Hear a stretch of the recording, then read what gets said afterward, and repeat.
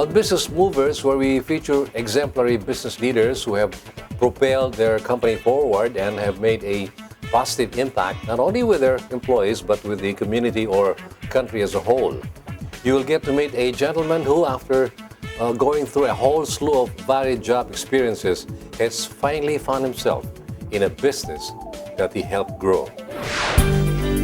Mr. Simplicio Umali Jr. is the President and General Manager of Gardenia Philippines and also serves as President of the Laguna International Industrial Park. What is striking about Mr. Umali is his simplicity, his quest for achievements, and his zest for life.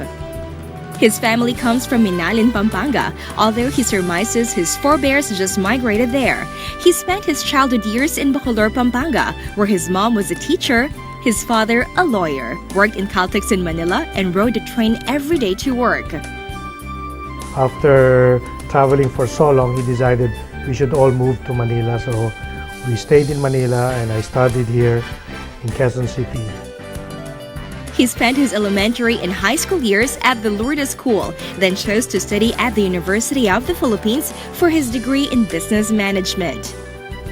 And actually, I wanted to start first with medicine, but when I was lining up for a course medicine to enroll at the University of the Philippines, I noticed that it looked more fun to line up on the other line, which was in business administration.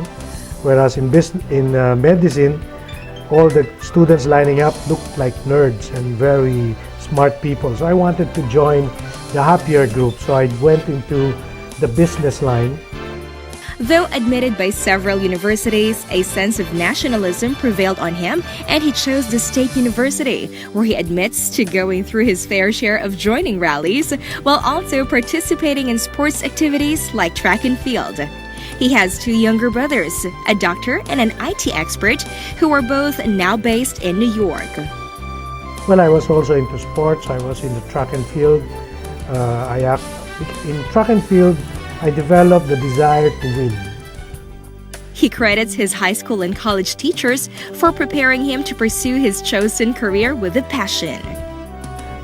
We did a term paper just on our career path, and most of my classmates wanted to become presidents of companies.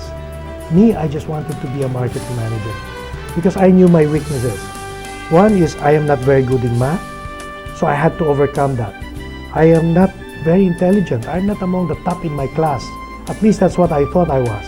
No, I was more humble than my classmates. They were very good. They were really sharp. They were really intelligent. So they wanted to become presidents of companies. Me, I just wanted to be happy. Okay na sa akin maging marketing manager na. I achieved that in just a few years in my career. I was lucky. In the UP, many companies were recruiting from college. So I was recruited by Procter & Gamble. So I joined immediately Procter & Gamble. After a year with Procter & Gamble, he went to a carpet company, Bell Company, where he worked as sales manager and product manager. And what I thought would be right is never to move from one company to a competitor. So I wanted to learn different things from different industries. So from Smith Bell with the carpet company, I went into a pharmaceutical company, which was SmithKline. And then I became a group product manager. From SmithKline, he joined as the agrochemical division of a global German company and mingled with farmers until they moved him to head the marketing division of the company's pharmaceutical division. The only time he worked in a competing company, but a move that he couldn't resist. I became a general manager at age 34. I headed already the Hertz Marion Roussel pharmaceutical group of the company then. So my vision of just being a marketing manager, when I achieved it already, you had to aim higher. But there came a time when the business conditions became more complex in the pharmaceutical industry due to the mergers that were happening, and so he thought it was time to change jobs again. He moved to Dutch Boy, Philippines and stayed for several years until he decided to leave again. At the time that he left the company, he had become president of the company. This was the time that he joined Gardenia Bakeries. I didn't realize that I thought baking was just a small, easy job. It was a big challenge because the company was very small when I joined them. We were only selling 137 million pesos when I joined the company. Now the company is a 4 billion peso company. Thanks to the people I work with and the organization we created, we were able to grow rapidly. From the modest company that Gardenia was, this company has made tremendous leaps and bounds towards success. Simplicio learned the ropes along the way, learned all the phases of the business, though he says he still can't bake a cake. I had to learn not just marketing, I have to know financial aspects, I have to know manufacturing, I have to know a little bit of engineering, and also logistics, distribution. I had to know a lot of things, and having moved from one industry to the other, I was exposed to different types of sectors. BNL next asked him about his advocacies. What I want to do is to be able to help others become very successful likewise. When I was in college, I was helped by professionals in marketing industry, the sales industry, and presidents of companies. They gave us guidance on how we can become successful people someday. They only ask one thing: if ever you become successful, help others to be more successful than you, likewise. I never forgot that. So what I did, I had a friend who was teaching in the De La Salle, and he asked me to take over his class and teach it for one term. Unfortunately, the following term, he passed away. So I had no choice but to continue teaching his classes at the De La Salle. And I never stopped. For 25 years now, I've been teaching at the De La Salle part-time.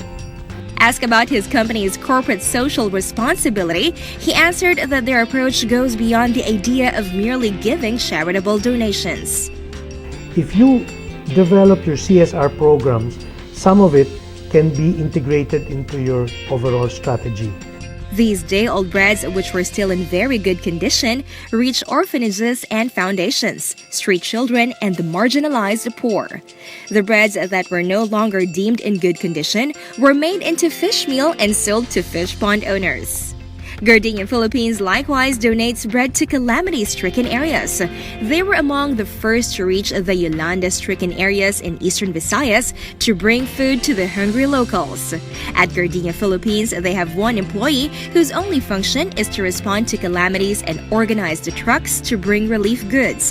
Simplicio then turned his sights to our unemployed kababayans. Started a distribution campaign. We created push carts that you can bring house to house and sell Gardenia bread house to house. Those who did that were able to earn 350 pesos per day, working only half day.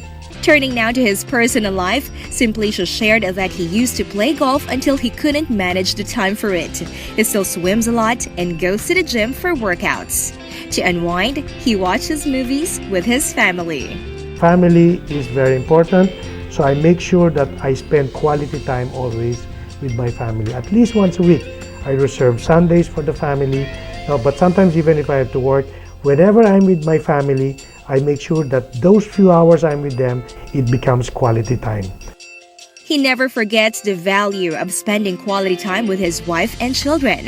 He has 2 sons, both married, while his youngest, a girl, is still single.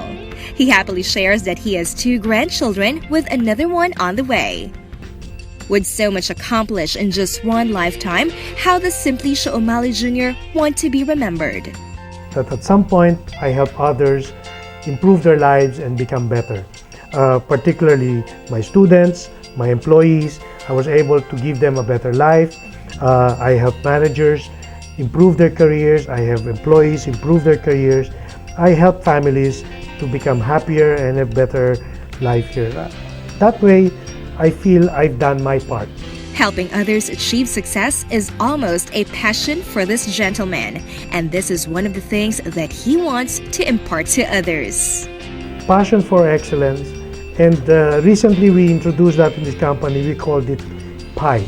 We don't make pies in Gardenia. We call it PIE: passion, innovation, excellence.